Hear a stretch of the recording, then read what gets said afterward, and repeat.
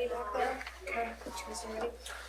Good evening. I'd like to call our meeting back to order. The board was previously in closed session to discuss personnel items tonight. I'd like to welcome you all here for our regular March meeting, a little early this month for spring break.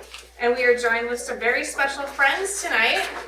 Our second grade class would love to lead you all in the Pledge of Allegiance. So as they file in, I'll ask all of you who are able to please stand and join our second grade friends in the pledge.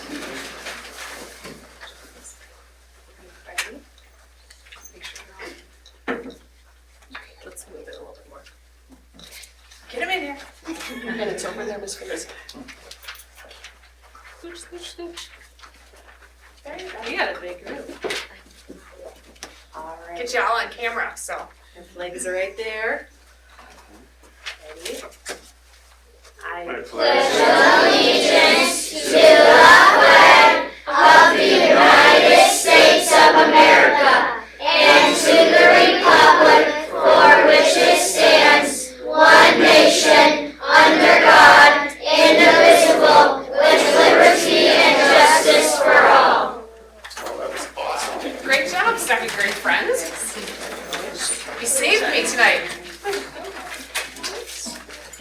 And you all can just stay right there because our second graders are going to be our spotlight on education tonight. So with that, I'll turn it over to our second grade friends.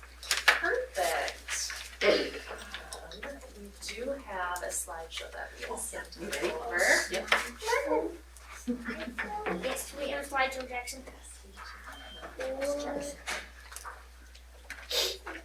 All right, awesome. So when we think about leadership, we often think about older students, adults, maybe people in government, people on boards, right? But what if I told you that at Lee Elementary, we're discovering that leadership can begin much earlier, even in second grade? Good morning, or good evening, excuse me. My name is Vanessa Mercer. I am the first and second grade school counselor, and I am honored to introduce the second grade leadership group, some of our members here. If you guys would like to go ahead and introduce yourselves, starting with Natalie. I'm Natalie. I'm Aaliyah. I'm Willow. I'm Aurora. I'm Britta. I'm Luke. I'm Violet. I'm Everett. I'm Julia. I'm Jackson. I'm Soren. I'm Cameron. I'm Ava. Awesome. We're ready for the next slide. All right, Natalie. We have leadership group in second grade because we are ready for it. We made one hat to keep and one hat to donate. It empowers me to set a good example. Leadership group teaches me to help my community. We made food donation boxes for families. We made kindness posters for the halls to remind students how to show the warrior way. We help keep our school clean. Second grade made and donated hats with the high schoolers. We can go to the next slide. So we can take a look. So those are just some of the examples of the projects that we did. So our friends here talked about organizing some of our food drive boxes. We have made lots of kindness posters showing the warrior way to post in the hallway, cleaning up school grounds, as well as teaming up with the high schoolers to make hats. All right, friends, we can continue where we left off. I think so. We can go to the next slide. Yep, thank you. Second graders lead the morning announcements every day for the whole school. Sorry. We say the pledge, weather, birthdays, lunch menu, and a joke. We end all announcements by saying, make it a great Warrior Day to remind students to be their best selves and practice the warrior way. We worked with high school FCCLA students to make hats. You can go to the next slide. Natalie? We made one hat to keep and one to donate.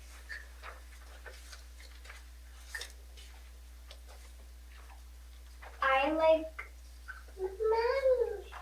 leadership because I like how friends care in this group. Second grade had a kindness concert and art show.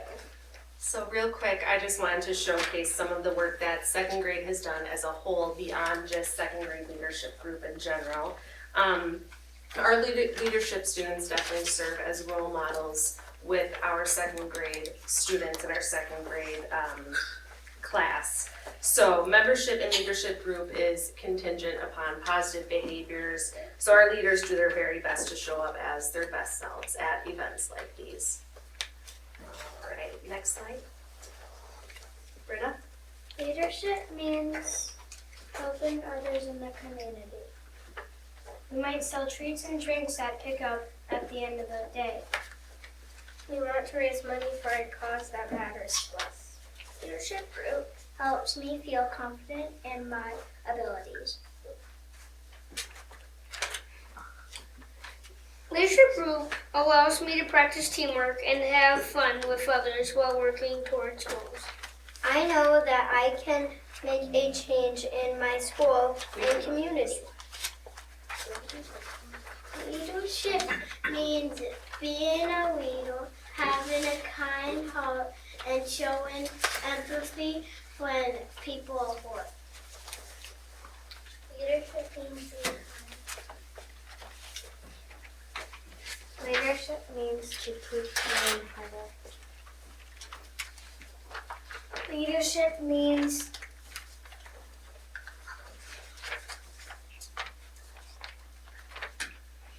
forgot.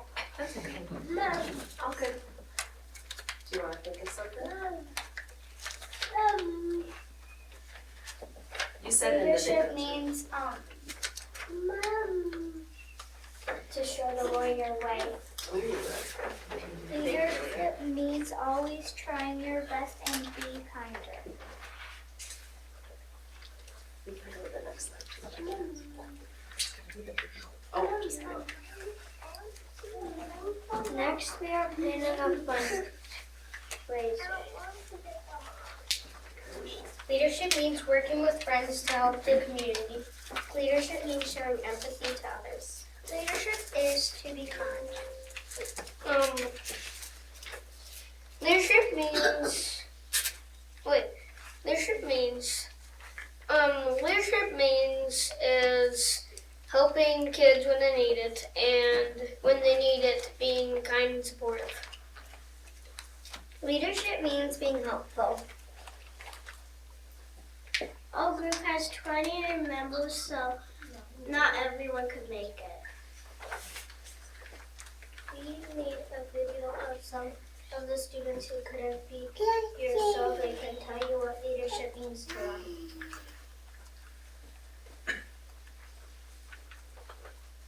What does leadership mean to you?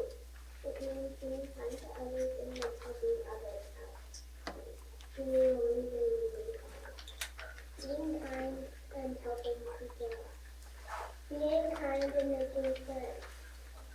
Holding others in your down.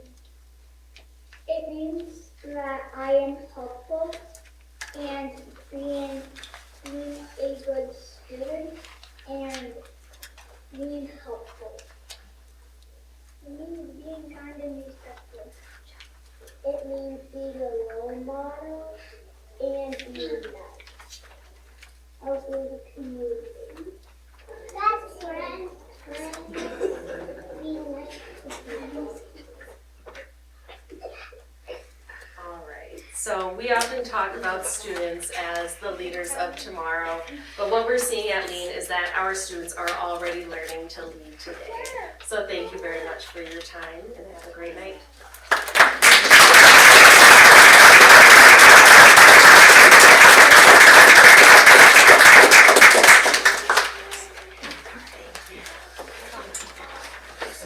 Well done, second grade friends. Very nice. Very nice job. And it was good improvisation when you forgot. You said that you forgot, and that's what being the leader is too, is that you could admit that you forgot and then you covered really, really well. So I present, ladies and gentlemen, future school board members, if you're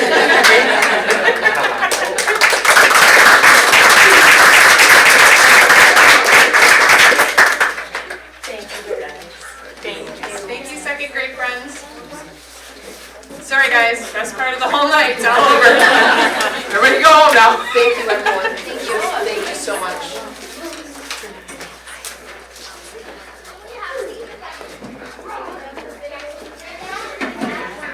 That was fun. Those are always my favorite. I think we're in good hands. I think so. The future's looking awful bright. I know. Anybody want to sit in the chair now? We can just have you hang out. Well, the room is getting very empty. Tom, you don't want to sneak out with the rest Talking about. You thought about it. All good. Gosh. All right, that was fantastic. All right, moving on to our consent agenda items, as our second graders have made their way out tonight. Larry? I reviewed the board vouchers today and found everything in order, so I would move to approve the consent agenda items as listed. Second. It's been properly moved and seconded to accept the consent agenda items as presented. Is there any discussion? Hearing none, we'll proceed to vote. All those in favor of approving the consent agenda items, please signify by saying aye. Aye. All those opposed, please signify by saying no. Motion passed. The consent agenda items are approved as presented. Next, we'll move on to the administrative and committee reports. And Mr. Gould, you're up. All right, well, it has been a crazy couple of weeks at high school between state wrestlers. We have 2 third-place finishes there with Weston Ingham and Tony Sowell. A repeat trip to the state hockey tournament, another runner-up finish. It takes a lot just to get there and be a state runner-up. That's a pretty great experience and great year for the boys. Our powerlifters actually were just at state as well, and we did have a state champion there, Kelly Whitaker, repeat state champion in her powerlifting class. Oh, wow, cool. Future events, tomorrow, big day for our juniors. We have the ACT test tomorrow. We've been working real hard and we're optimistic there. We've got a foreign language trip on Friday. Our students leave for Europe. Spring sports started to kick off today, and what a great day to kick off spring sports. March 23rd, we have large group music contest.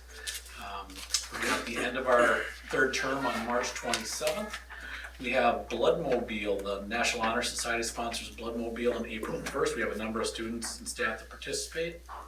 April 8th, we have the high school solo and ensemble contest for band and choir. And then on April 15th, our 9th and 10th graders have the pre-ACT and then the forward social studies test.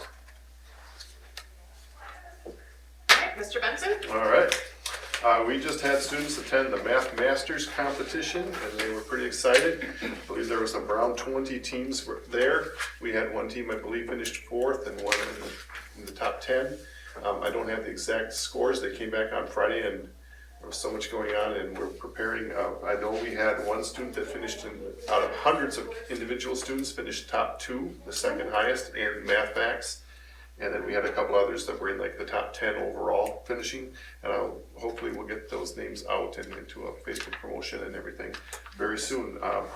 But I really want to show appreciation to Brenda Kroos and Jenny Meister, our math teachers who worked with those kids, and to Joanne Erickson. And Joanne Erickson spent a lot of time during like study halls when teachers were working with other kids in their core areas, pulling these kids in and really working with them on what this competition could be like and how they could do well. So that was really neat. Ford exam state test is coming up. Not as soon as the ACT, but we're preparing for that. And again, that's the state test for all students 3rd through 8th grade, and then 10th grade also takes the social studies Ford exam. We're really getting close. As soon as we get back from break, we'll start some online tools training for all the kids that take this test. That sort of encompasses some videos and interactive computer pieces. It's important for the kids to understand the format of the test, how to manipulate So before they go in and say the math test says you need to click this and arrange these numbers, they get to click things and move them around so that they're comfortable with it. It's a little less of an issue with the older kids because they've seen it before, but for sure the third grade kids, it's the first time looking at it. We also do some practice tests that they take that are provided by the DPI. And then we do some things just on test taking strategies that we go with our kids, just reminding them and the biggest thing for these kids is grit. To say, hey, you know what, when it gets hard and it's asking you to write this paragraph and you've had it, you just don't put down a one-word answer or, really put in a good quality paragraph. They're really looking for you to show grit, to do your best and to give it your all. And they do such a nice job. We're really proud of them. 7th grade civics trip is coming up on Friday, and it's that courthouse field trip. They get to go up and take a look at all of the county government and city government, and then they fit in when they're up there, the Balsam Lake Museum at the old courthouse. That's pretty cool. So obviously spring break coming up. We have our students participating in the large group music festival as well.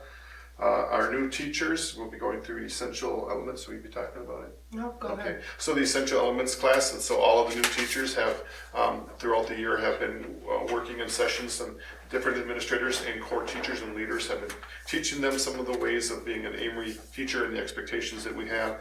And our culminating event will be coming up soon. We have the District Human Growth and Development Committee meeting April 1st.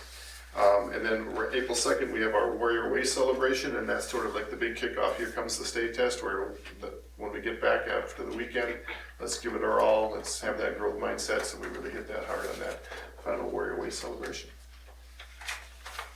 All right, good evening. As Tom shared, the 2026 board exam is quickly approaching. However, the intermediate school spent last week celebrating last year's board exam. So prior to taking the board exam, our students sit down with each classroom teacher and talk about board exam goals. What is their goal in terms of math, ELA, science, and social studies, their individual goals. And then we do a grade level goal, and they're usually set with students' input on it, and hopefully it's something that they can work towards. So this past week, each of our grade levels got to go back to the previous year teacher and got to earn their reward. 4th grade went down to 3rd, and they had a movie and popcorn party. Our 5th graders enjoyed games and popcorn with, actually it was an ice cream treat, games and ice cream treat with their 4th grade teachers, and then our 5th grade teachers actually went to the middle school to celebrate with our 6th graders on accomplishing. So all of them as a grade level have accomplished the lofty goals that we set every year. 3rd grade planting, so this past month, our 3rd graders head over to the high school, and with our agriculture and horticulture class, they plant flowers. They also do different stations led by Mr. Meyer. Our students greatly look forward to it. The high school students will then take care of these plants until May, and then in May, these special flowers are delivered to someone special to each of our students. So I want to thank the high school. They've done this for years for us. We love it. Our kids greatly look forward to it. So just another example of how we all work together when we're fortunate enough to be on a campus together. As Tom shared, board exam testing. So our testing window here at the intermediate school is April 6th through April 13th. Our 3rd graders will take the forward exam for the first time, so they'll take ELA and math. Our 4th graders will take ELA, math, science, and social studies, and then our 5th graders will take ELA and math. Director of Curriculum and Learning, I anticipate that we will be up for universal monitoring next year. That's a pretty big task, so the DPI sets a cycle of when we're going to be monitored. So I have gotten word that we will be up for universal monitoring next year, so I really am getting our ducks in a row. So the McKinney-Vento homeless policy we're going to revisit tonight. That is part of that as well. I'll be bringing another policy to you in April to consider. So really just making sure that all of our practices are in line, that we have everything where we need it to be when that comes up for us. EduClimber. This coming Friday, there is a team of us that are going to be participating in an EduClimber professional development offering. We knew going into EduClimber that it could greatly support Act 20 and all the parent communication and the personalized reading plans that are state mandated. Up until this point, we have not utilized EduClimber for that. We were told it's a work in progress. It's generally a 2 to 3 year rollout. So we paused and just let our staff get used to EduClimber. We're now at a phase of where I am seeking to roll in that component That would be something that we would use next fall, especially if the state is considering rolling in Act 20 math, as we would want to be able to utilize that tool. So the session we have on Friday will spend 3 hours teaching us how to use and develop smart forms is actually the template that we'll use. Upcoming events, we have our spring break, we have our 4th grade concert at 1:45 on March 26th, no school on the 3rd, and then our board exam window. All right. Thanks, Mrs. Greenberg. Well, I can't showcase and highlight kindness better than the students that were in front of you earlier. We did have a concert though, and one of the main things was when they sang True Colors and the lights went down and they all had like little colored things. I sobbed a little. It was very sweet and kind, and just hearing their message about being nice to one another is the message that we want to share with kids. So excellent job to Miss Vanessa and her leadership team, because it's exactly what I want our student body to represent. One thing that I've really focused on since the last time we talked, besides the dog drool, was the mid-year 30-minute check-ins with staff. So I've really been intentional in prioritizing my time to check in on my people. I've met with members from all of, including my janitorial staff, my kitchen staff, even though I'm not their direct supervisor, I work in tandem with them, all of my teachers, all of my paraprofessionals. 30 minutes just to sit down and ask, what's going well for you this year? What are some challenges and barriers? How do you feel supported? What kind of professional development or clarity do you need? And then how can I best support you? From those meetings, I ask them to be as honest as possible, because when we're honest, we can get to the root of things and we can get ahead of stuff. So there's been some great feedback that they've provided. I'm now correlating that all to bring to my leadership team. We meet every Monday morning to go, okay, now what do we do about this, right? How do we take these points of action and how do we make them into plans of how do we continue support and grow together as a team? Overall, things are great. They're saying really wonderful things, but it's not about the wonderful things. It's about the little things so they don't become big things. And how do we support that? So been spending a lot of time, and I think my staff who've covered other areas, so I've been able to do those meetings, because those don't come without a big investment in time. And then one other thing, just wanted to give you a highlight on, because I did call Shar randomly on a whim one day, so I thought it should be good to let the rest of the board know. But I did get the privilege of walking through the school force along with other members of the school force committee with Paul Hempstead, and then a representative from Polk County that somebody on this board may or may not be related to. Right? Possible, yeah. He only had great things to say in our 2 hours in the forest.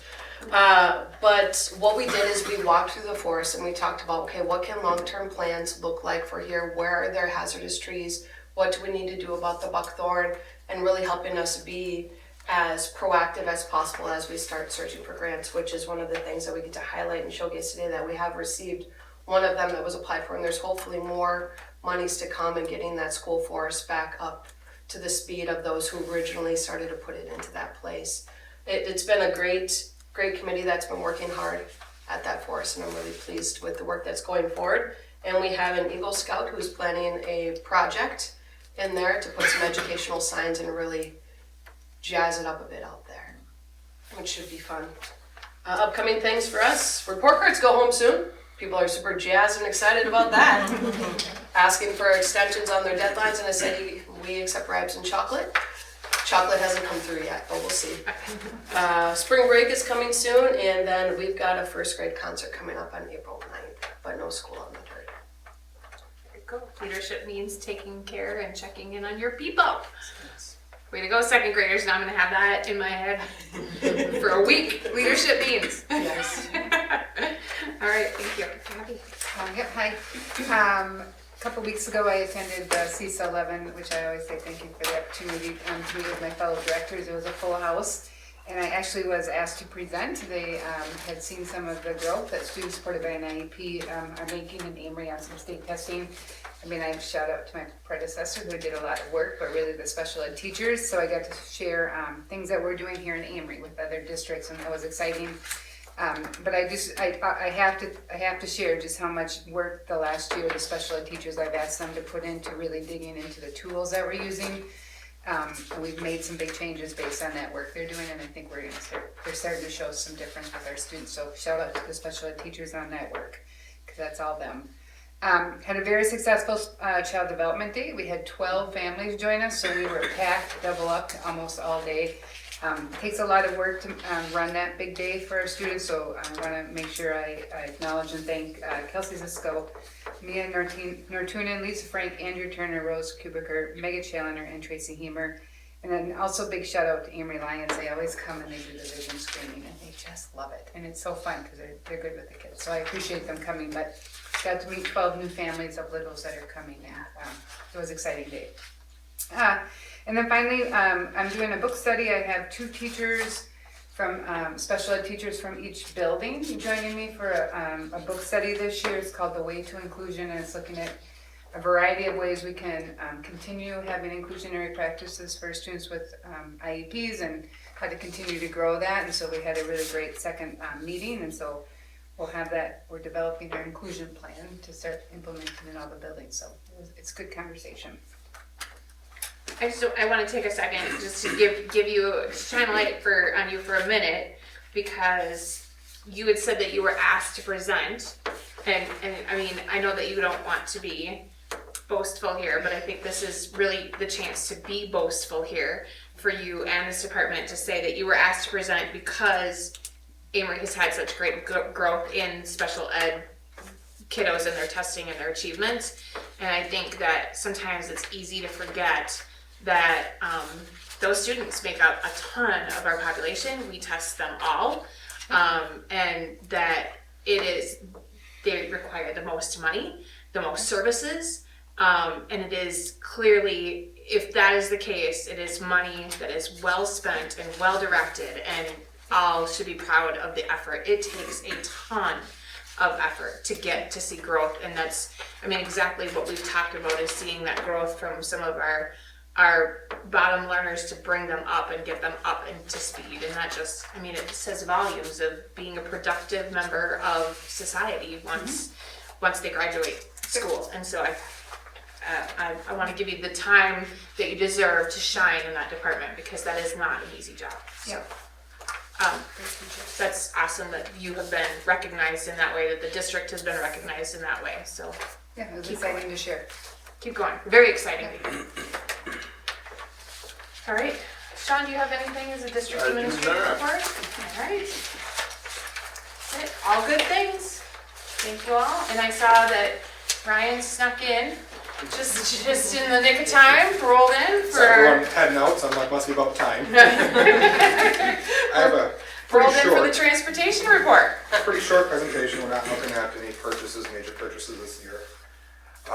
We'll jump right into our fleet, and we'll start with the buses, I believe. Yep. And everything's pretty much the same, but a major reduction in repair costs. And I'd say that's mostly in part to doing a lot more in-house.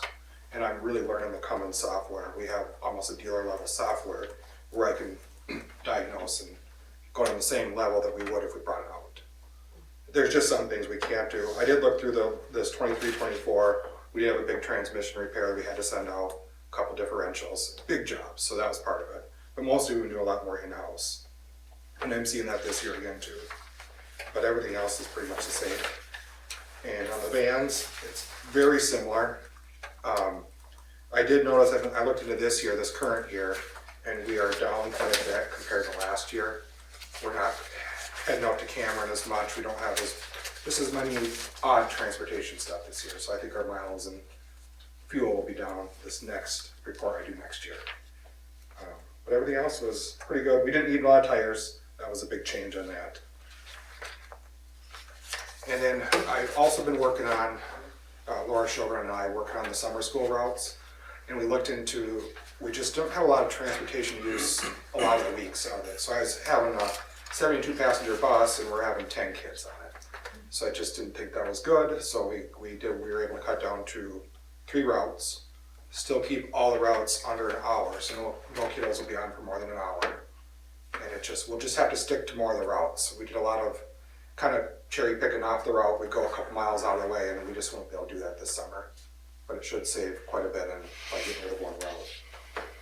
And then for this next year, I'm looking at into hopefully being able to combine and move things around to get rid of 2 routes. Because we have a couple of buses that are pretty short on ridership this year, just families moving and different things like that. But that should save a lot of money as far as not replacing a bus for another 2 years. And we can take some of the cameras and equipment and disperse them better. And I think that'll help a lot. I replaced a couple camera systems this year, updated a few to the high definition ones so we get better interior and exterior cameras. I've been working with Polk County a lot. We've been having a lot of troubles with passing on reds. And so a deputy and I have been working together. She actually got 3 now that she was watching. Just up on Highway 8, they just think that they can go right on through. And then I actually saw the cameras, you can't see who they are, but sometimes you can see the phone. They're looking at a phone, they're not even looking at the bus coming, so. Luckily, There's nothing that's more aggravating than watching people. luckily go by those fast. ones, the one was crossing the road to get the horn, and they stopped, and it could have been really bad. But for the most part, most of them were door side pickups, and they pass on the other side. But still, they don't know that, the car doesn't know that. I think any questions for me as far as anything? The question I had, the one that jumped out to me was on your buses, miles driven. You were up 2,500 miles, but your fuel was up 490 gallons. That probably, could be the cold weather, it depends on how much idling they do. And Sean and I just talked about that this year, trying to cut back on the idling.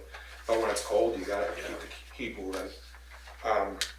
We did have some state tournaments and different things we don't usually do down in Madison.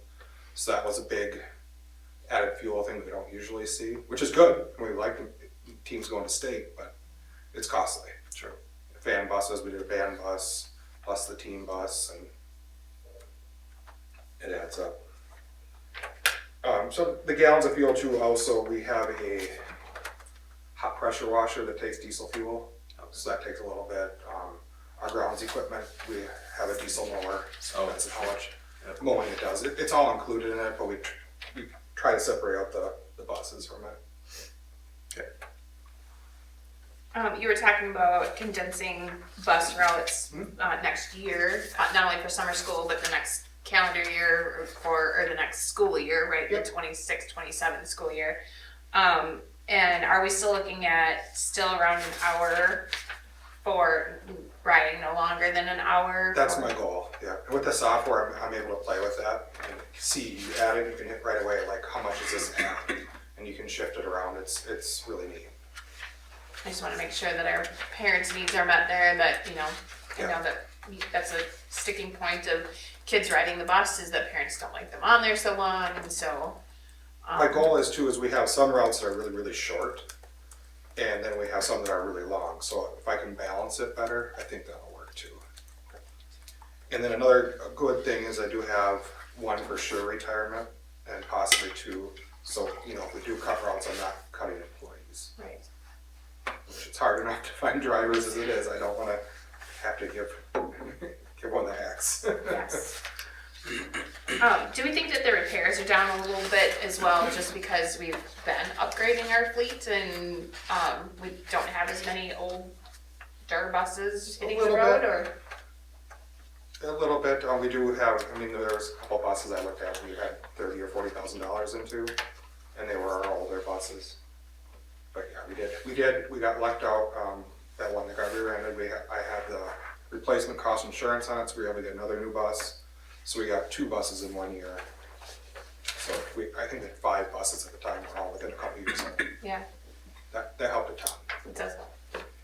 What's the normal lifespan, do you figure, for a bus? We run to the end. So 20 years is pushing it. Okay, that long? We have a 2000 bus that just broke a frame on the frost heave, and so that one, it's done. But I'm hoping, when we reduce the routes, that's gonna reduce the, how old the buses are too. That'll help a lot. Yeah, the district was replacing buses one a year for, did we do like 5 in a row, plus we got the extra one, six in a row, so, and that was kind of the goal, we have about 20 buses, correct? So it would Yeah. cycle back around about every, So we did have some years we had 3 buses and then we didn't get buses for a few. So we were kind of in that end of that phase because we had a bunch of buses that were in that 2000, 2001 era. I think last year I got rid of a 1998, so that was getting pretty old. we were having a hard time getting buses during COVID. We had to order them, but then it's like a year before you actually get the bus, right, after we Yeah. put in the order. When that one was rear-ended, I happened to have put in an order for the next year's bus and we just replaced it with that one and ordered another one. Yeah. So it worked out because it was already coming. That happened though with that Thomas bus we ended up with because it wasn't an accident. We couldn't find anything, so you had to get what's available. And everything else is Bluebird, so we have one kind of oddball. Yeah. For, our parts room is all Bluebird and we gotta have a couple spots for the Thomas stuff. What's the cost of a new bus? So this is my 5th year coming into, and my first one was just over 100,000. Yeah. My last one's 157. Yep. They're saying now that the new emissions for 2027 are going to add another $10,000 to the diesel engines. Okay. So we're going to be in the 175, 180 range. Is that before technology or is that with technology? That's everything. Okay. With cameras, and that's how I always price them out. Everything ready to go. Cameras, CBs, good to go. I am gonna have them bring out a conventional with a hood bus and just see if there's any way we can make it fit in our shop. Cause that would save us around 30,000 a bus. And then if I could have the opportunity to get some gas powered buses, which would be, get rid of the emissions. And that's where we're having most of our issues with is emissions. That's where a lot of this repair cost is. A DEF doser pump is $2,000 and they all seem to need them. Yes. And sometimes, again, the next year, we have one bus that's just constantly going through stuff and we can't figure out why. You just have to get those high school kids, they know how to delete them babies just like that. I wish we could delete them. It would make it way easier. Strike that from the record. There is a Right, high for school sure. kid that doesn't drive a diesel truck that doesn't know how to do it. The state trooper would not like that. No, no. We have that coming up too.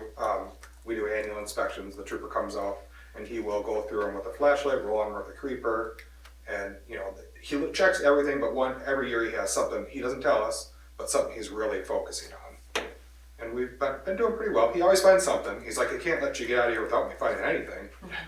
But we do our best. So we're going through buses every one by one and just fine tooth combs to see if we can find anything. Super important. Okay. Yes. Yep. Yeah, it's one of those kind of behind the scene things that not everybody thinks about, so, but it's really important and really appreciated. Thank you.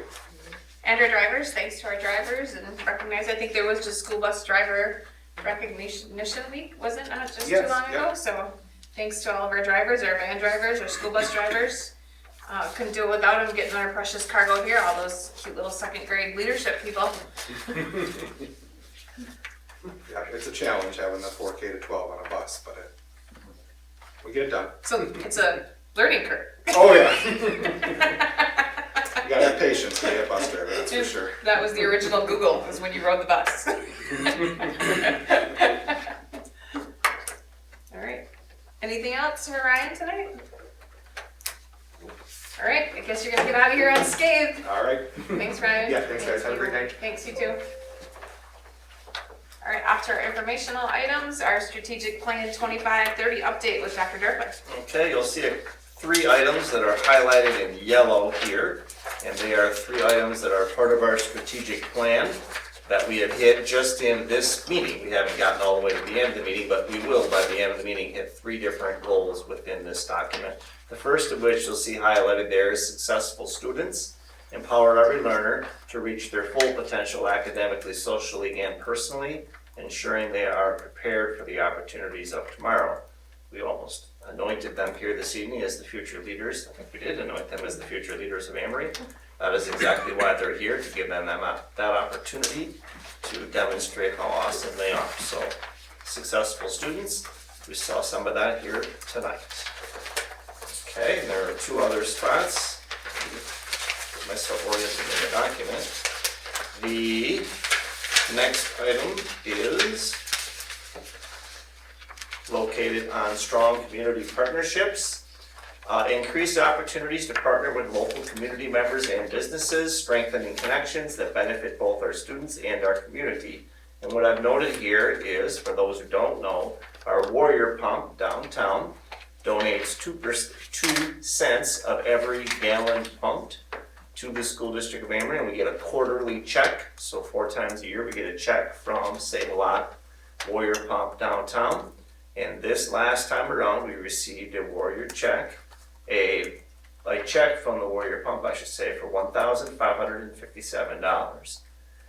Always true that ownership down at Save a Lot for the Warrior Pump has said, please spend this on something that has to do directly with kids.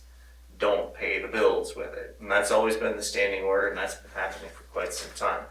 So that chunk, that check literally arrived the day we were looking to figure out how we were gonna get to and from Madison for hockey. And I called Josh and we talked, and I said, Josh, I think they're probably looking at getting some transportation down there that's not the old yellow bus. They're probably looking for a coach bus. So I said, I've got $1,557 that's been donated to the district, that the district's gonna donate to hockey to get them down there and get them back. So we connected with Save a Lot and their ownership right here to the school district of Amery, and the community members are the ones that made that happen, because they're the ones that were pumping their gas at that particular pump.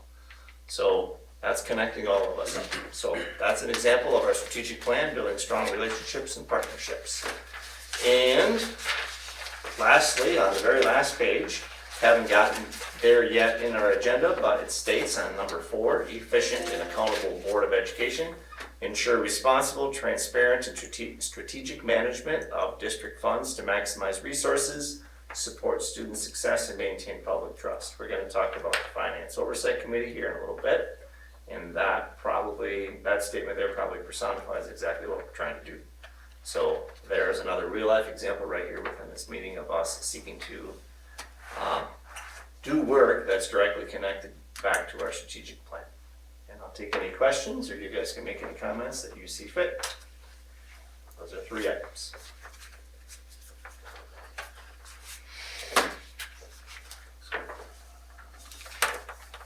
Any questions or comments? All right. Great job pointing out all of those things in our strategic plan and moving forward with that. Living, breathing document, so. Yes, amen. All right, off to our building and grounds report from our committee members. Okay, last Wednesday, George Sigsworth, Ryan Pease, Larry Wetchek, and Steve Osserl and I got together and we visited the 2 spots. We started on the high school roof. We have an upcoming meeting on the 14th of April to meet with Krauss Anderson, our general contractor, and members of the subcontractor that did the work at the high school. We're going to hopefully hear a plan of action for how to address what's happening with our high school roof. And my promise to you is to bring back whatever we discover from that meeting at our May board meeting, because the April 14th date is the day after our April board meeting. So when we meet here, we'll have some conversation with all of you about what we discover and what the plan is moving forward.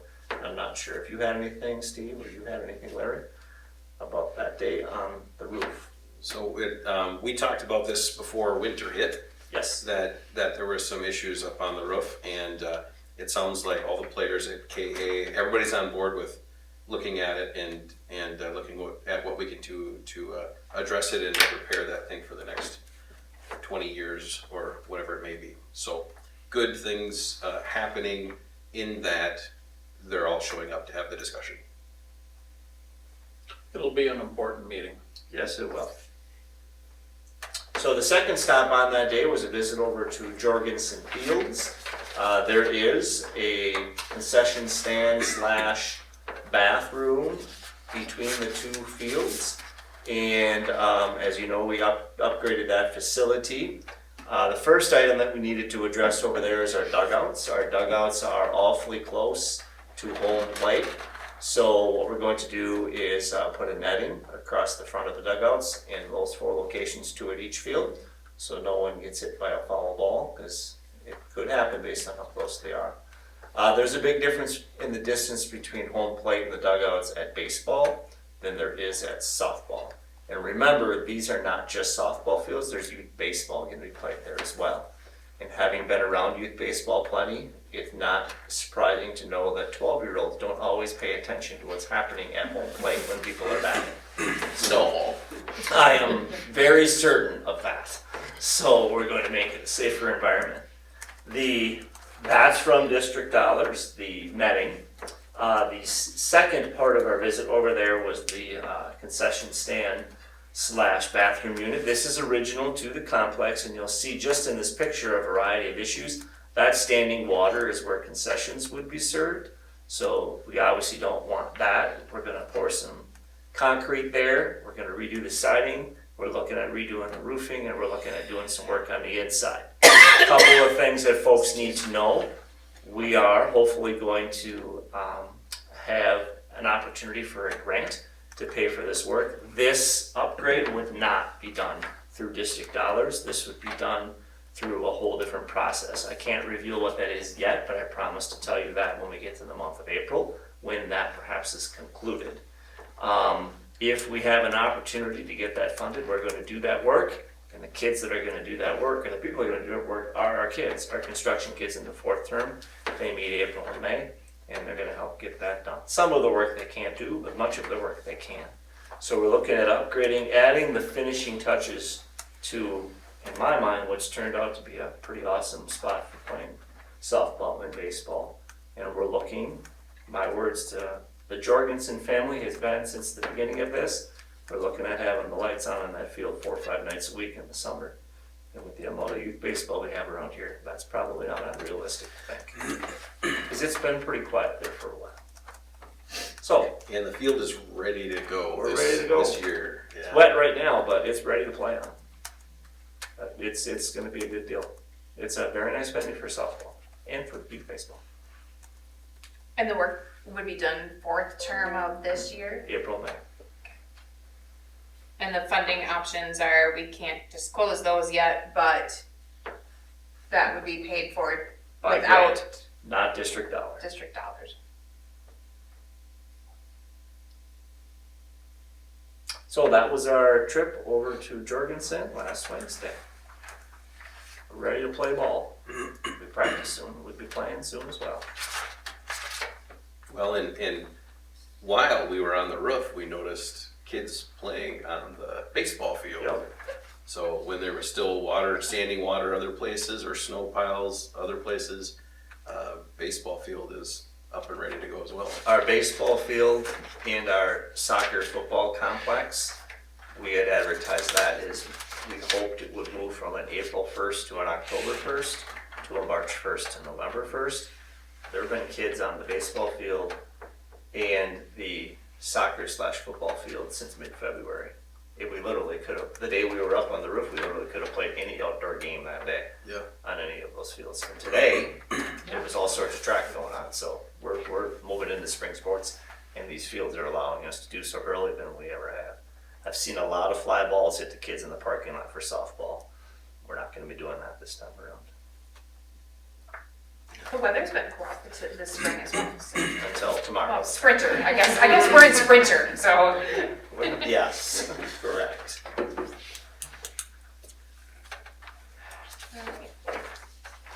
Any more discussion questions for our building and grounds committee team?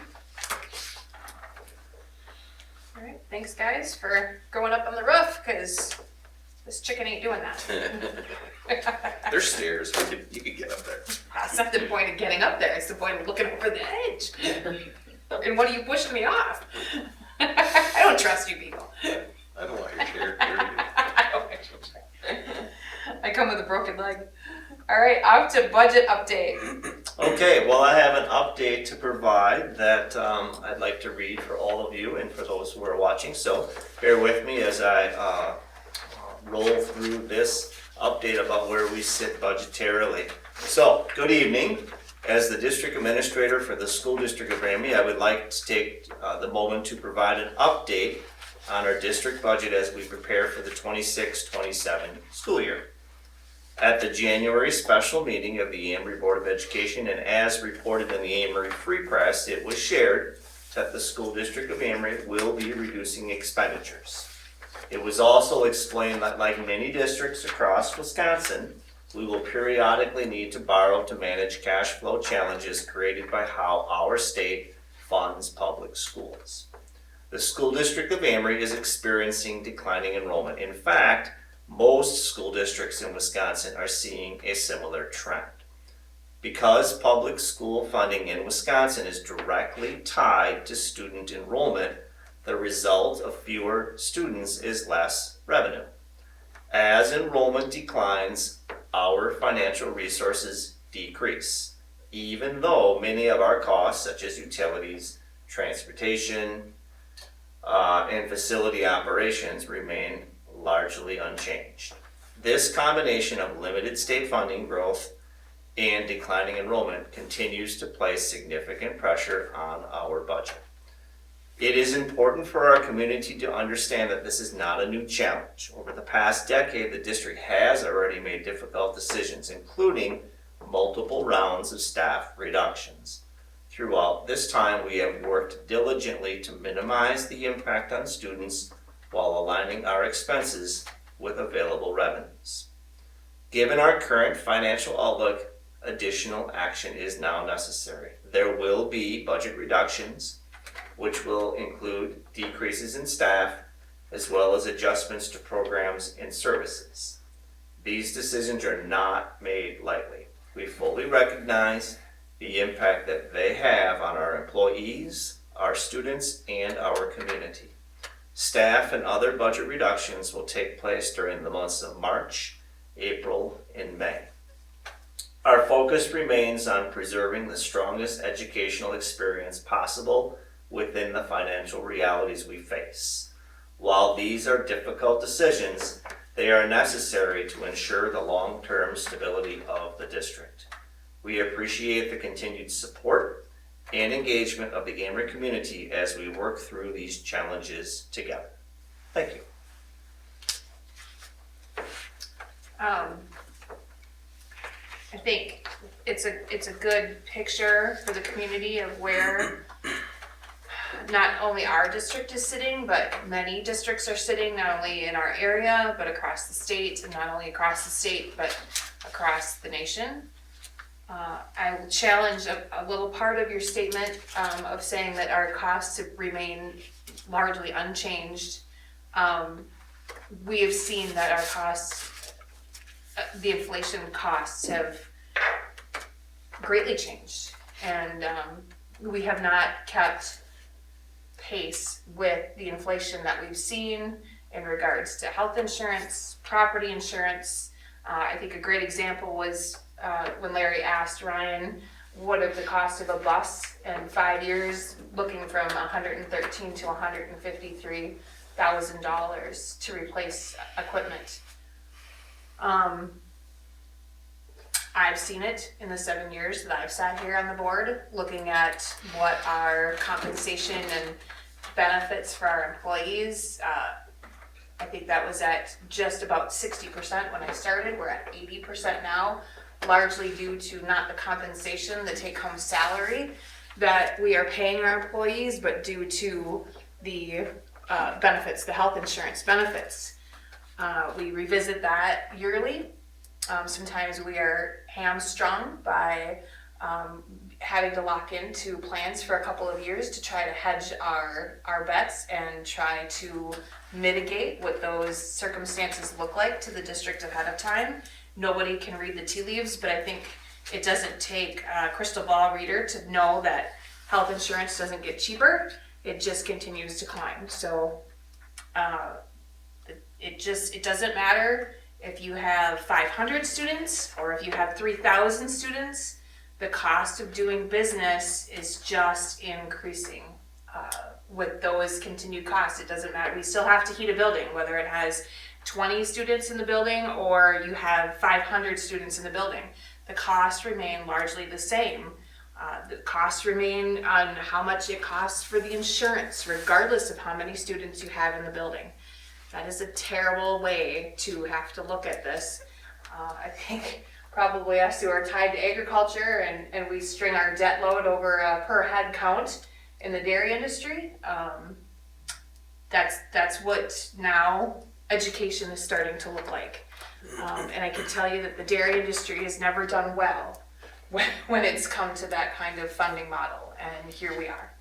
And other than that, I agree with everything that you had to say in the statement, and I think it's a clear and concise picture for people that really need to figure out where we're at with funding.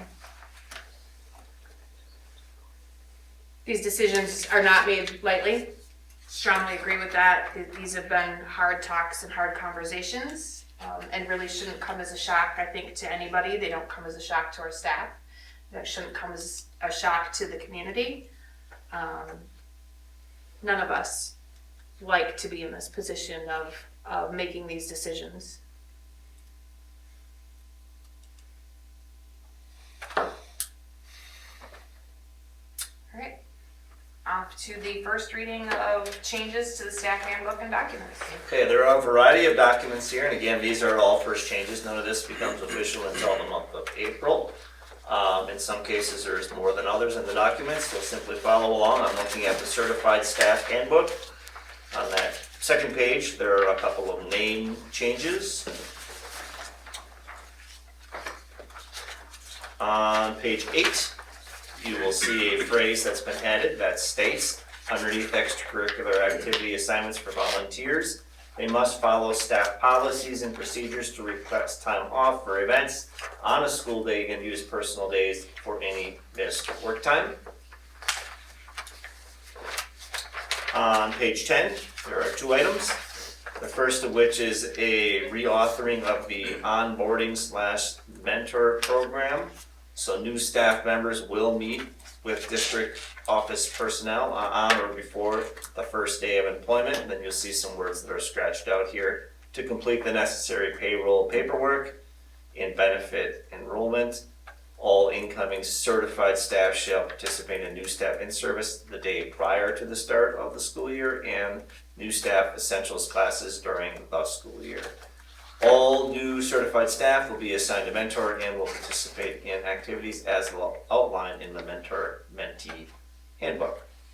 On that same page, performance evaluations and reviews. The district uses the Wisconsin Educator Effectiveness System to evaluate certified staff annually on a summary and supporting year schedule.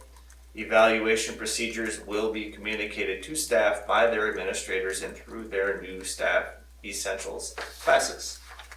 So that's the page 10 items. And then the date on page 15 is the only other thing that is in that particular document. The second document is the certified staff compensation and benefits document. A couple of year changes on page 1. On page 3, just a point of clarity, we have reauthored this last sentence to read, funds remaining in individual places for flexible spending accounts. Funds remaining in individual plans at the end of a period of 3 months after the last day of the plan year. It's stated previously will be returned to the district. In actuality, they are forfeited and redirected to an account with the district's third-party administrator, which in this case is Mid-America, so the funds do not come back here. On page 4, health savings account, we got rid of the sentence about part-time, because part-time, it's never been about part-time employees for HSA, everyone's gotten an HSA. So that sentence is simply not something we're doing. On page 5, you need to spell out what your group plans are, so we noted there what your group plans are, Medicare, Medicaid, Medicare, and those purchased on the marketplace. So we're simply clarifying what that looks like, and the medical benefit credit, also known as the in lieu of, I guess is the more layman's term.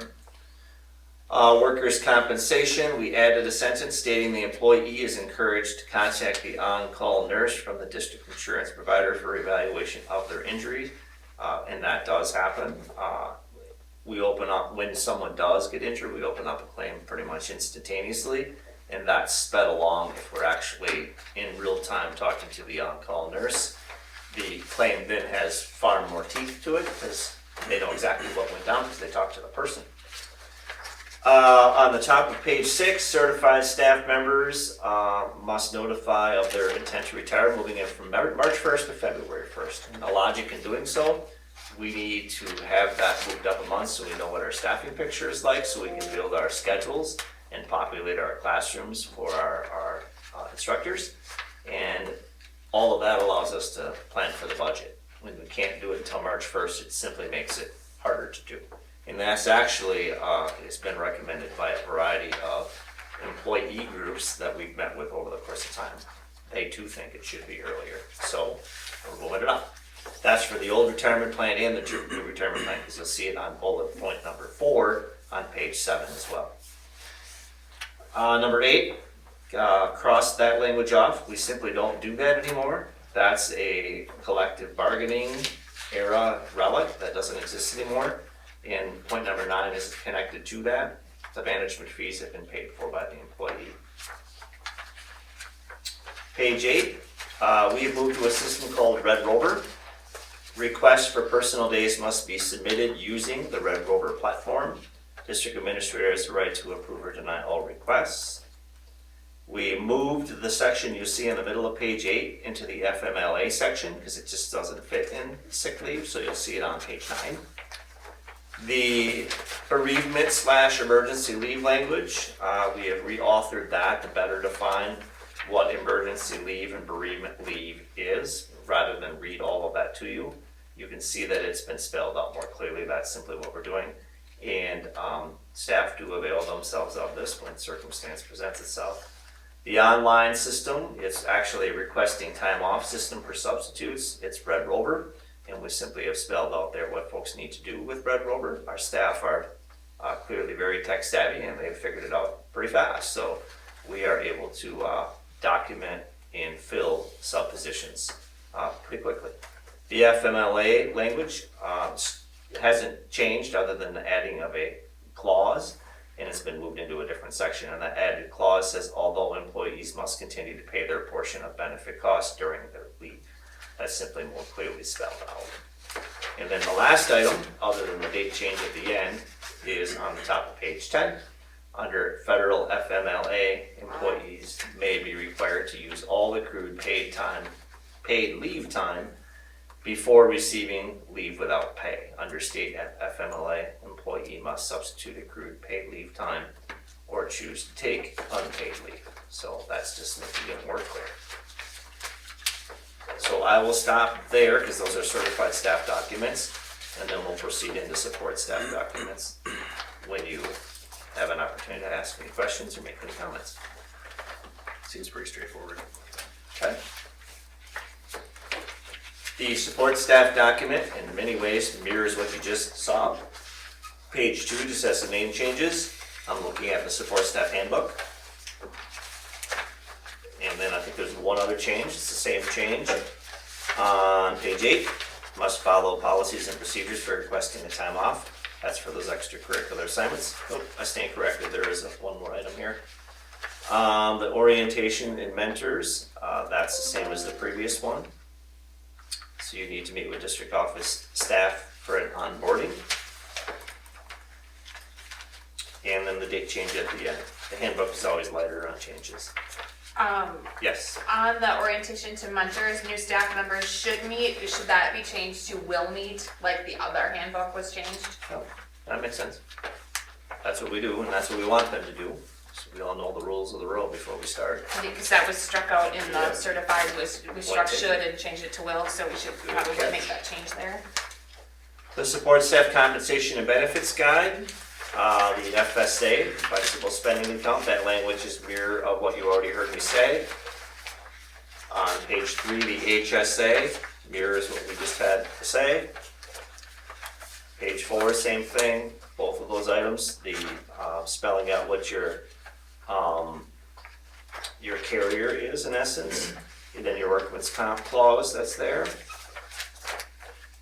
Bereavement and emergency leave is a mirror, FMLA is as well. And that gets you to the end of that document. So really the changes exist in both spots, just through different employee groups. And I'll stop there in case you have any questions about support staff. There's just one document left and that's clause.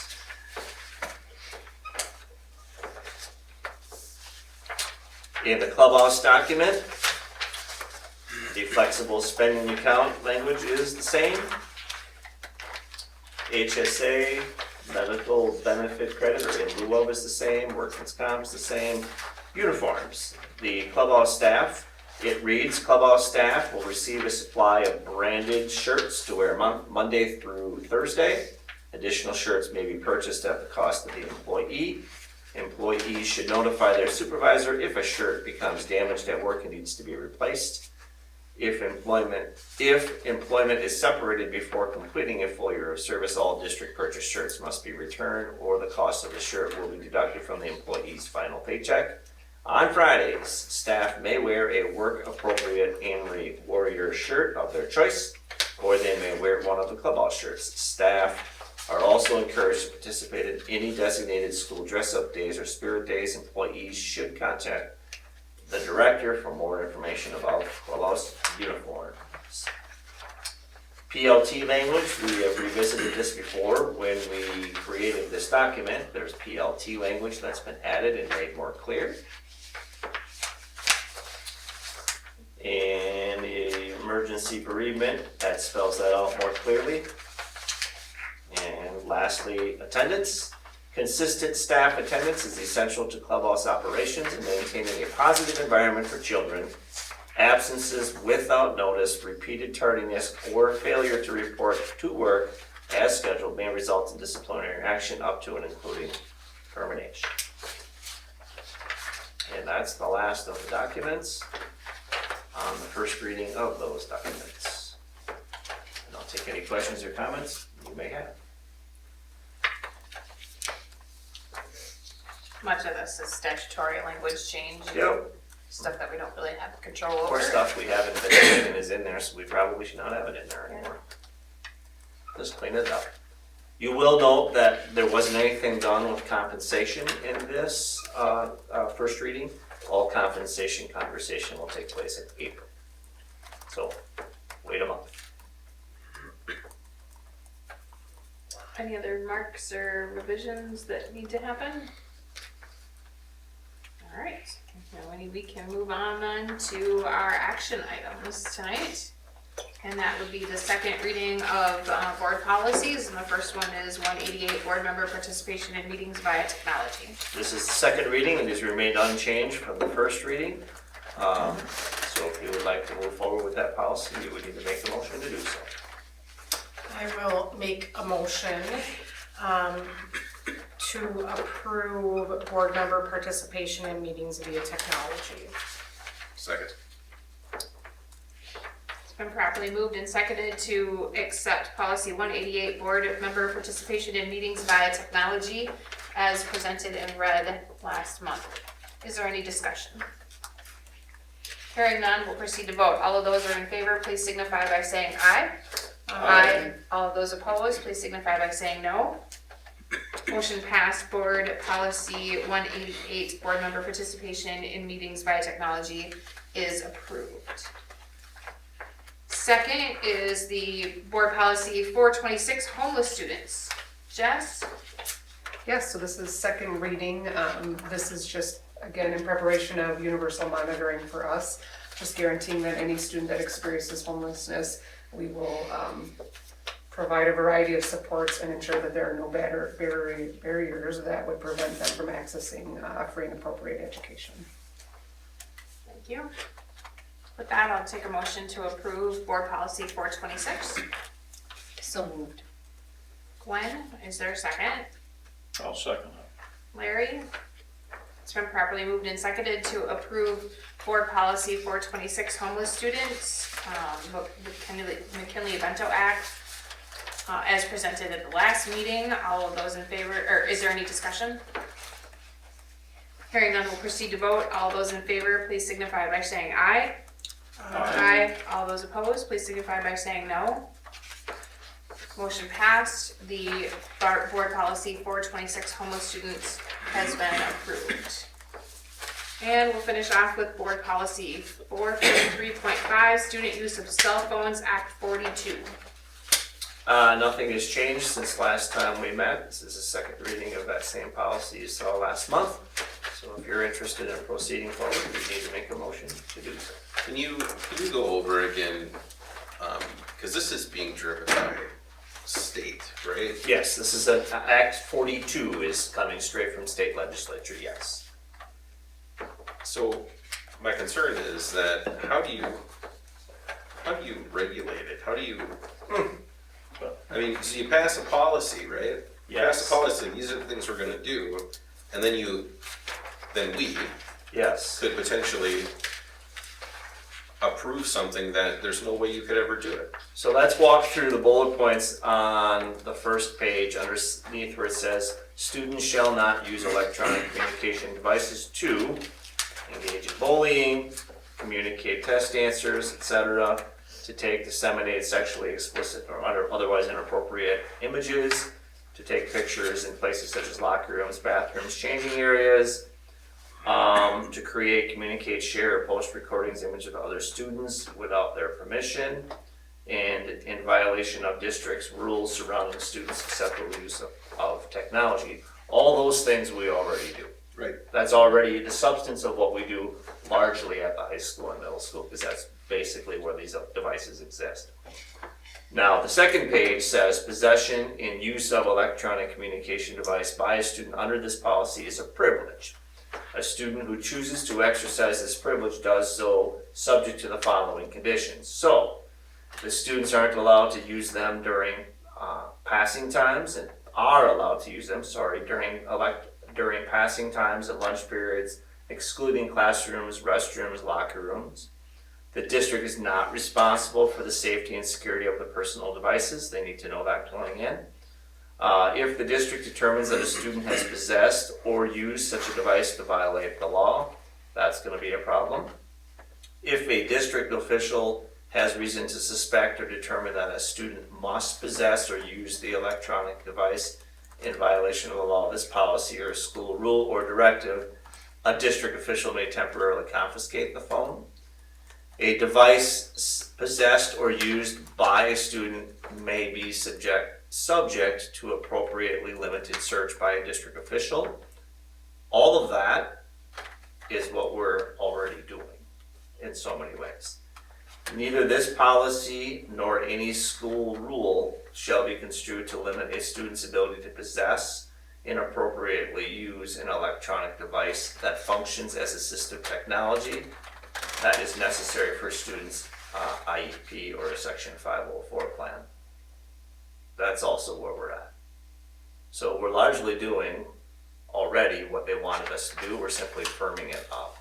Now, there is potential that this Act 42 is going to get altogether changed. I'm hearing and seeing a lot about that, and there is some talk about implementing what's referred to as a bell-to-bell ban, which means from the time the first bell rings to the time the last bell rings, you can't have your cell phone at school.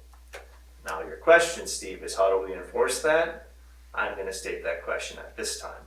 How would we ever enforce that? I don't know that that's even possible.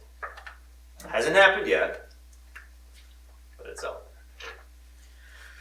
there. Yeah, I think the logistics of when something rises to the level of being a huge problem and there would have to be intervention by the school district, such as searching a phone or doing something like that, then I think by having the policy, it makes it appropriate for us to carry through with those procedures.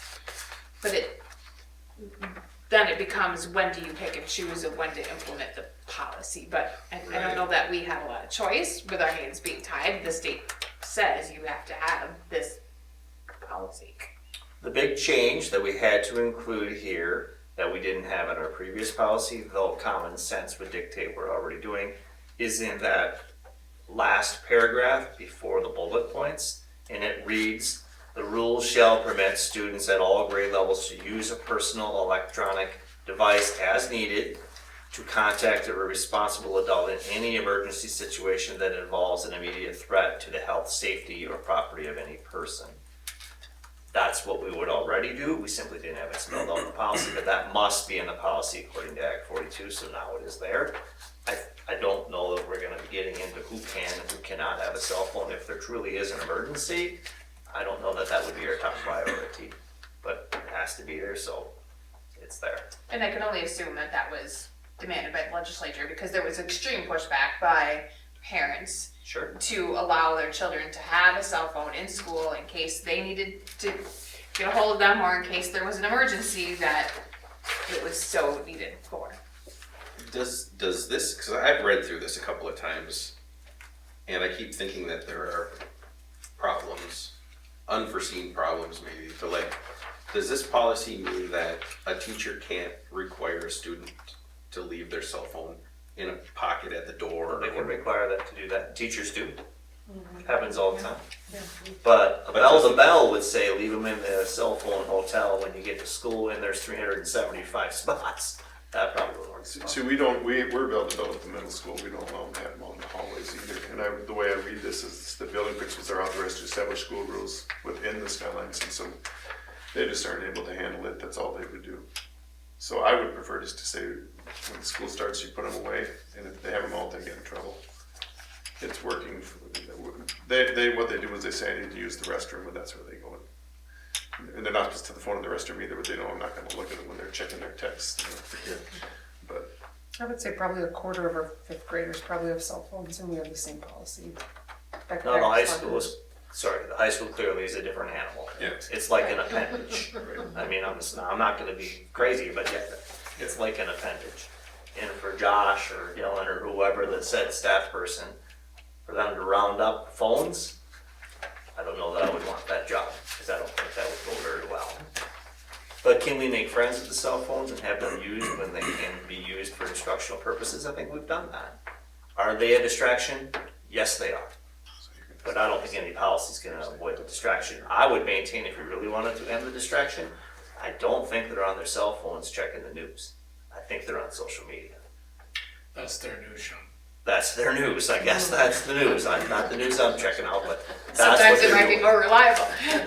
I'm not a teenager in this day and age, but I imagine they're probably communicating in those various forums, and they're doing so on their cell phones. So how much of this is our wording versus the state's wording? It's a half and half. Some of it's our choosing. Much of this is a WASB product. They simply took what the state legislature mandated and crafted a policy to make it fit the requirements. I think this is going to change again because our technologies are going to change again. Artificial intelligence is going to throw everything out the window. It's all going to look very different. How they communicate, I don't know if we've even envisioned what that's going to look like in 10 years.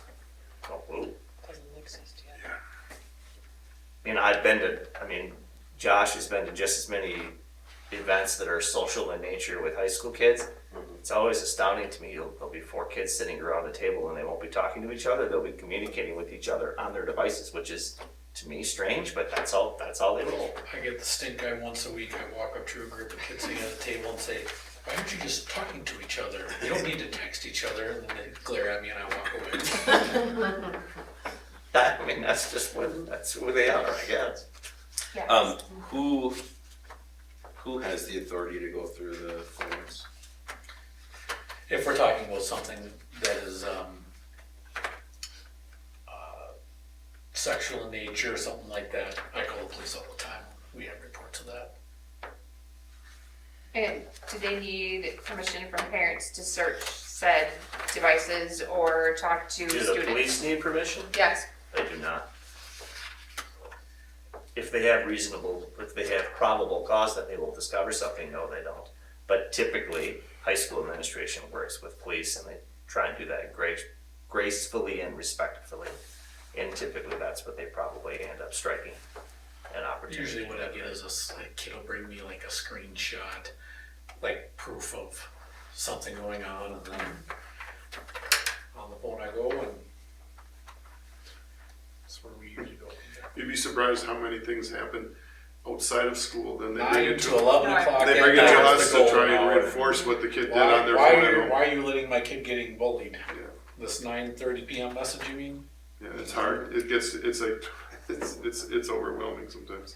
I totally sympathize with the plight of that, and I know that unfortunately that's where we're at, is that these worlds are entangled, and that it doesn't stop when we walk out the door anymore, when those kids walk out the door, and I know that it's frustrating to have to referee something that happened at 9 o'clock at night. However, if this happened in our buildings at 9 o'clock at night, at a sporting event or a dance, we would also be handling those things the same way.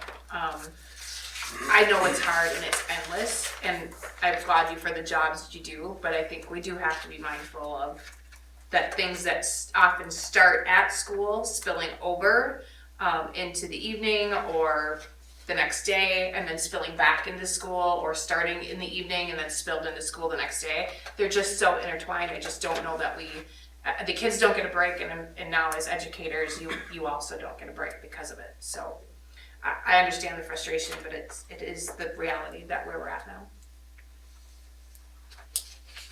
So when this says if a district official has reason to suspect, the official, who officially is the official?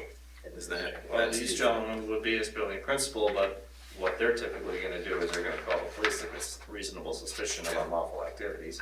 Well, and that's great, because that was That's a concern, further right? I don't wanna put anybody in a position where they're going through somebody's phone and creating a problem for them and the district, right? I too was And once at the parents. high school. I know it's like dinosaur times, 8 years ago or whatever. But no, I wasn't rifling through a phone either. That's a police thing, and if they want to find something, they'll find something. That's not our business typically. Yeah, I think any school official could be a school employee, depending on where that complaint was lodged. It's very broad and open-ended, but in my mind, that would be any school employee that received the complaint. Because it may be a counselor, it may be a teacher, or somebody that, a school counselor that they would come to and say, this happened, or whatever, school employee. Although I wouldn't ask my teachers to be looking on a phone because they're not trained on the rights of what students have, where you can and can't. Well, and that was Yes. elsewhere I was going. I'm just This saying is that they an would come to administrative them, yes, and then that, maybe they would report to a building principal or whatever and have the appropriate action, but not being searched themselves here. I think you open up a whole can of worms, especially with parents in that regard, to trample on Yeah. rights of students, so. Yeah. And they are paying the phone bills and probably have things on there that they don't want the district to see, and that's fine, so. And then it was why I asked about, And I boards and will committees. concede that I fully understand that kids have their phones and are using their phones, and they feel compelled to use them to interact with each other. I don't want to minimize that. I'm very certain that it's probably never harder to be a teenager than it is to be a teenager right now. Yes. I'm sure that's true. Actually, We all lived a different time where you didn't, if you wanted to say something, you had to go find them and tell them whatever you gotta tell them. That's just not the way we live now. I was telling my kids and my wife, I think you guys would probably agree that our generation right here, The greatest generation. yeah, That's right. because we grew up without cell phones and we grew up without really the internet, and then they came in like just a year or two after we left. Yeah. So But I would also like to say, is as easy as it is to blame the kids for communicating with each other while in school, I think you could easily say that it's parents communicating with their children while the children are in school. It's probably They're probably more the culprits, I think, than the kids themselves. Well, and that was the pushback that, Yeah. that we saw. I see it on social media myself, that it's the big debate of, if I wanna get a hold of my kid and tell him I wanna come pick him up at a certain time, then I expect to be able to get a hold of him. There is no more calling the office. I told Josh he should implement the leave a message in the office policy. He doesn't seem very interested in that. Are we putting you on phone answering duty? Well, who here had to make a call home from a payphone outside the school office? Yes. No, I don't use the home ec phone. Yes. Yeah, I actually can remember, here's a Donnie, right, call Call when you're collect done, and yeah. hang up. Oh my gosh, okay, well, I recognize we have to move on this, I'm fine with that, and to be honest with you, I read this a couple of times, but in my brain, I was also thinking about the bell-to-bell thing, Yeah. and that one really concerns me when I read through that. That's a pretty tall order, I think. Yeah, We'll see that. It's bell to bell, but they can have them on their person for the event of an emergency. yeah, I mean, by state law. But yes, I think it's gonna be even harder to enforce. Although, does it work somewhat at the middle school by and large, right? They know we're gonna get on them if they have them out, so they're hiding them. But it's not what we want, it's doing what we want, and it's that they aren't sitting there all day long at lunch doing that, or constantly on them in the halls. So our goal is just put them away for a little while and let go of that and go do something different. So that's good. Yeah, So- it's good though. It makes a huge difference. I mean, just anybody that's been out in the world with high school workers I applaud them for being out working, but they have a very hard time looking at people face to face and making that interaction and that connection. So applaud that is something that we strive to do, is to put people out into the world that are going to have productive lives and be, good members of society, and that's part of it, is having that communication. So And remember, I this is applaud the you. whole state being asked to do the same thing, not just an Amery thing. I think 30-something or 30 more states have adopted this very same legislation, so it's most of the country. yes. I would, go ahead. I was going to do what you were just going to. I make a motion that we accept policy 443.5 as presented. Is there a second? I will second. It's been properly moved and seconded to accept policy 443.5, student use of cell phone, Act 42 as presented. Is there any discussion? More than we've already had. Hearing none, we'll proceed to vote. Because Quinn's laughing at me. All those in favor of approving policy 443.5, please signify by saying aye. Aye. Aye. All those opposed, please signify by saying no. Motion passed. Policy 443.5, student use of cell phones, Act 42 is accepted as presented. All right, off to the Finance Oversight Committee. With Becky's help, we've condensed this down a little bit, basically taken into consideration the conversation that we had last month regarding membership of the Finance Oversight Committee, getting things started. Is there any further suggestions as this is presented? Any No. discussion on the Finance Oversight Committee? I think the big change was, because this was just a guideline that was brought to us, right? So the actual working information from the committee will come as the committee is put together and we build our roles. But the original membership piece included potential for members of the public. And my fear was that there are times when we're dealing with proprietary information that the public shouldn't be privy to at a particular point in time, maybe. And so this brings it down to the superintendent, 2 school board members, director of finance, and then others as deemed appropriate. So I'm good with this. I agree. I think that was a framework or where to start. I think we've narrowed that down for the membership, exactly where it needs to be. We can set a schedule moving forward of how often they meet after we've approved the creation of the Finance Oversight Committee. And that's what I would be looking for the motion be tonight.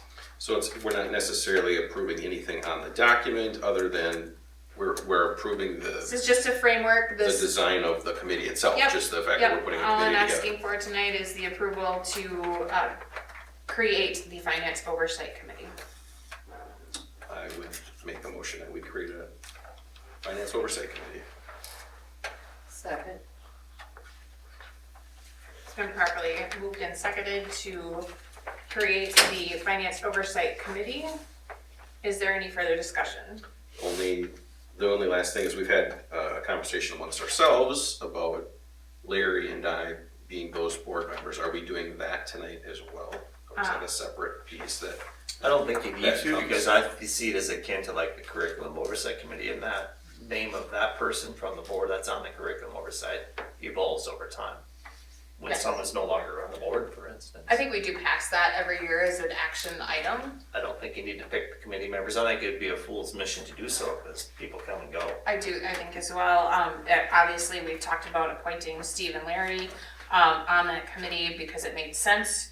As the dissolution of the, not the dissolution, but the pullback of Building and Grounds Committee meetings not being so frequent, that we could pick this up with the Finance Committee. So that is kind of what was talked about. Okay. And as long as we can move forward with the creation of this committee tonight, then that would be the intent moving forward, would be the two of you moving forward. But obviously there's a school board election, I mean, coming up, but you're the only one on the ballot so Running far, against so. myself. Yeah, so you just never know, but I agree with Sean that in any given year that could possibly change, so. Well, yeah, but we also, after the election, we always go through that Yes. process of selecting Yes, committee members, and Yes. this would just fall into that same process, yes, right? yes, yep, on our, when we go through and kind of reconfigure for the year, so. Committee assignments. Yep,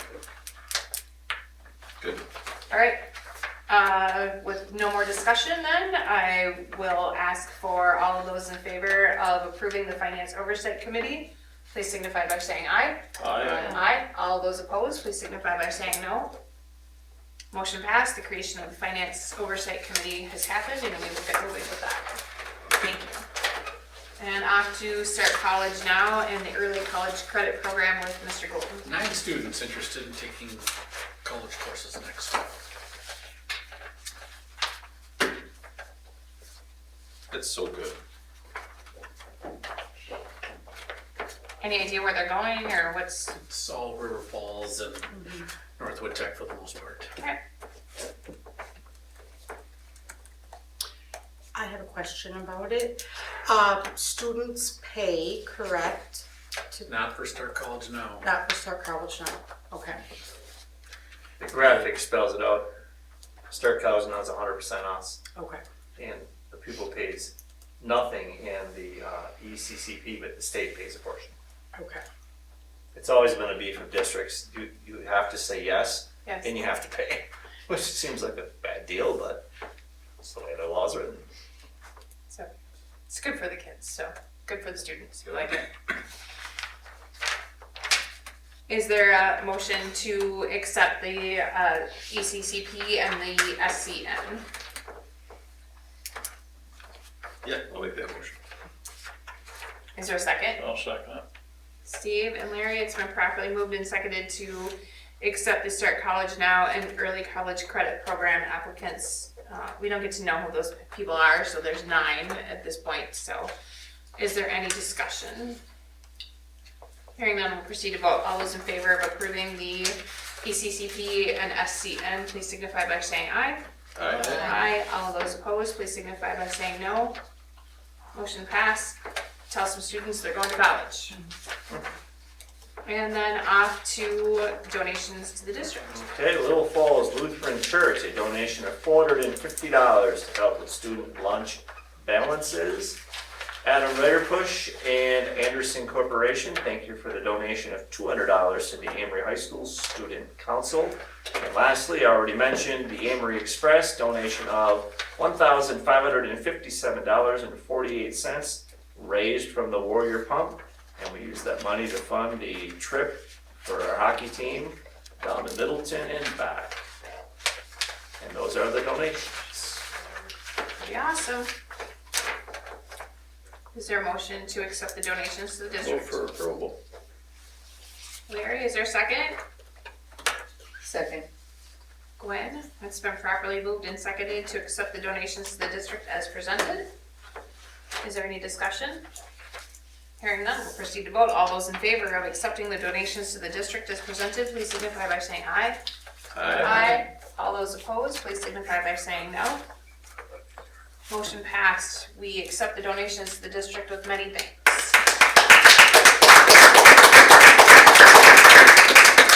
And personnel action. Okay, new employment contracts for Ryan Kearns and Olivia Hanson in the world of custodial. Resignations from Danielle Erdrich, high school English. Rose Kepker, district nurse. Reggie Schlesinger, girls wrestling coach. Crystal Wall, high school English. And then we have 4 retirements. Claire Hansen, 3rd grade teacher. Janice Jensen, special ed teacher. Tanya Jolson, 3rd grade teacher. And Samantha Montana, intermediate school Montessori teacher. And if you could humor me, I have a couple of items from each.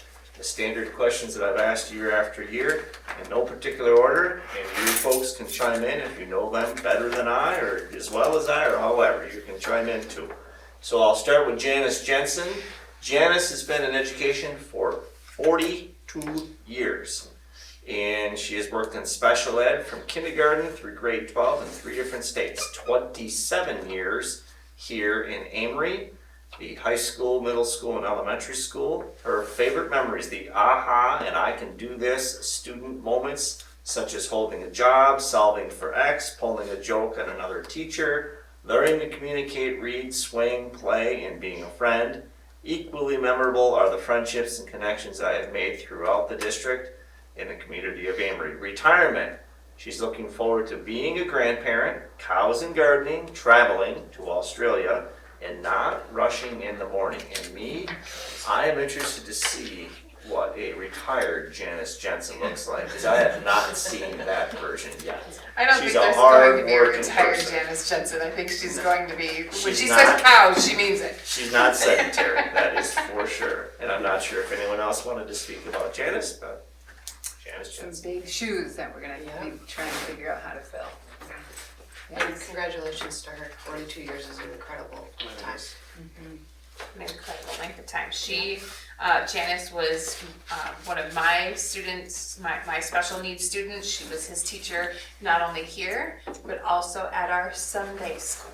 Because Janice was also a Sunday school teacher. Oh, that's right. Because why wouldn't she be? Why would She doesn't have a day off. She does not have a day She off. doesn't take rest on Sunday. No, and her commitment to kids and is almost as much as her commitment to cows, I think, but. Oh gosh, yeah. She was a valuable asset and she will desperately be hard to fill. Tanya Jolson, she has been in education for 36 years, every single one of them here in Amery. She said, I loved my job and have had so many wonderful memories. It is too hard for me to narrow down to just a few. I will definitely miss the daily laughs and the fun people I work with. And what is she looking forward to? I'm looking forward to spending more time with family that live far away and doing a little traveling and trying new things. Anyone, Jessica perhaps, talk about? I was very surprised to be losing 3 out of the 4 of those are in my building. And so all 3 of them will be greatly missed. Tanya has been a pillar of 3rd grade. Really her and Claire have held down the 3rd grade hallway neighborhood for a very, very long time. And so, you know, as students transition over to us from the elementary school, they've just been an absolute pillar in how our kids are set up for success when they get started here with us. So, Just think, they've been here longer than this building's been here. Yeah. They would say, I was here when this was built, so. Yes. Claire Hansen, 26 years full-time, 6 years prior as a sub, all in Amery. So many memories, and most of them were filled with lots of laughs. Whatever you can eventually laugh at, you can survive. Maybe I'll write a book. She already has the first chapter selected, and if you're interested to know what that first chapter is about, you'll have to see me later.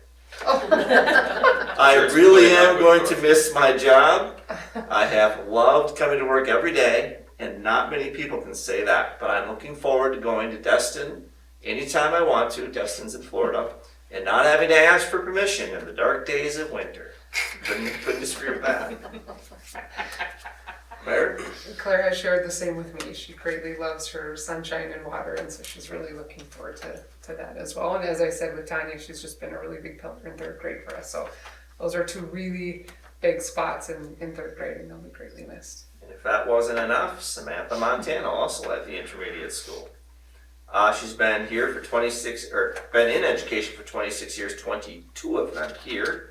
One or more of her favorite memories from your time here at Camp Wapo, establishing and monitoring our Bluebird Nest Box Trail, utilizing the school forest as an outdoor classroom, teaching as an AIM advisor in grades 3 through 5 in the project-based learning program, guiding students on Ice Age trail hikes, having the opportunity to become a Montessori teacher, and I feel very honored to be part of the very talented and amazing staff of our school district, teaching all the wonderful students I've had. I've learned so much from them. What is she looking forward to in retirement? Traveling, spending lots of time outside to hike, bike, and kayak, and spending time with family. Samantha Montana. Sam has been a big part of us as well. Sean highlighted just her being a classroom teacher, but then also an AIM advisor as well as a Montessori. And Sam's just personality in terms of how she leads with, bringing the outdoors in and really looking at learning from a different lens is just highlighted by the different roles she's had here too. So I know those are big shoes for us to fill as well. And I don't doubt she will be outside a lot. That is where she loves to be. 4 rock stars in education and definitely 4 rock stars in the Amery education family, and they will all be greatly missed. But I know that their time has come and they have better things to think about now at this point in their life. So. And I've always pondered, what would they do if you voted no I said on their the same retirement? Can you do that? What would happen? I think they would still retire no matter if you voted yes or no. Yeah, sure they would. Yeah, Should have just stopped showing up. That's your belief. Yeah. Just saying. Well, I was noticing the theme though, that Jessica has a retention problem. Oh! Not really. Oh, that's a years. Actually, when all three, Tanya and Claire came to find me and I was in a different room and I saw them peek their head around and I knew it and I just said, no, I'm busy today. I'm very happy for them. I actually shared with all 3 of them, this is year 5 for me. And so all 3 of them have been absolutely pivotal in my first 5 years of success. I brought challenges and changes to this building and ideas that I had, and they've always leaned in and they've supported me. Those 3 have been really big cheerleaders for me, and so I will miss them greatly. They're a big part of my success. And that's not easy when you've had teachers No. that have been around as long as these 3 have been around this building, and that's not always easy. And First so, couple months, I think they're like, who is this? Yes. And now I'm very sad to see all 3 of them go, but I'm also very, very happy for them as well. So those are your personal action items, including your retirees. Make a motion, we accept the personnel action items. Steve, Second. Larry, it's been properly moved and seconded to accept the personnel action items as presented. All those in favor, please signify by saying aye. Aye. All those opposed, please signify by saying no. Motion passed. Personnel action items are approved. Happy retirement to you all, and thank you for all you do.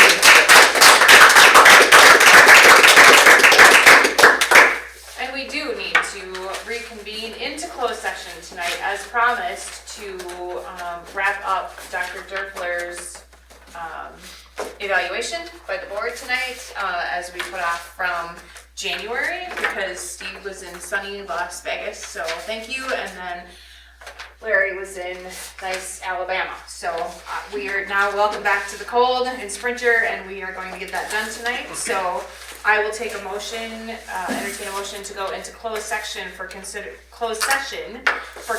employment, promotion, compensation, or performance evaluation data of any public employee over which the governmental body has jurisdiction or exercises responsibility in order to take personnel action pursuant to Wisconsin Statute 19.85, subsection 1, subsection C. I will make that motion. April, is there a second? Second. Larry? It's been properly moved and seconded to adjourn into closed session for personnel action pursuant to Wisconsin statute 19.851 sub C. I'll take a roll call vote into, for closed session. Larry? If you approve, say aye, please. Aye. Gwen? Aye. Shar, aye. Steve? Aye. And April? Aye. Motion is approved. We are now in closed session. Thank you, massive audience, for coming tonight.